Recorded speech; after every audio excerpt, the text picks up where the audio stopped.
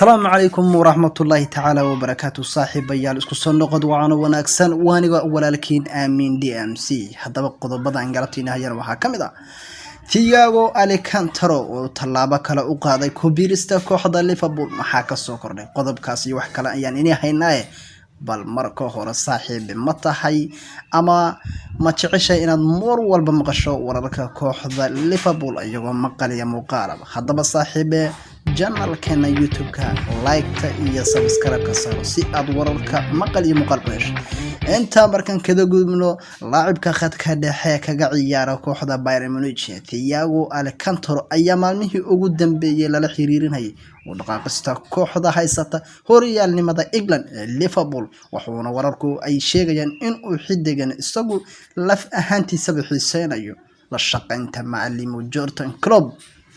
wararkii ugu dambeeyay ee ka soo baxay dalka Jarmalka ayaa sheegaya Thiago uu macasalaamiyay xidigaha ku kooxda ah taasoo muujinaysa sida uu ugu heelan yahay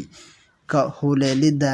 Allianz Arena wargeyska Paul oo soo xigan haya Evening Standard ayaa daaha ka rugay kubadda qaabeeyaha reer Spain u shaqeeya saaxiibadiisa inuu isagu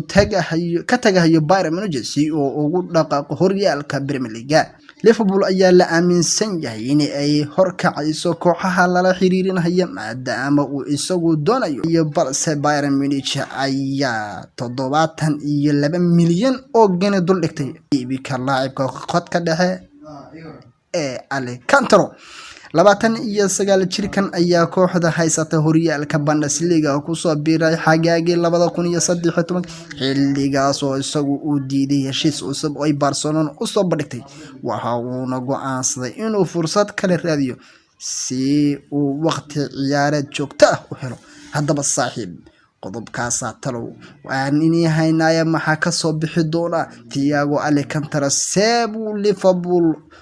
uu bedeli kara jawigiisa iyo hamigiisa hadaba ma kula tahay xidigan in Liverpool anfici karo hadii uu ku soo biiray gagada Anfield ay kooxda haysata horyaalnimada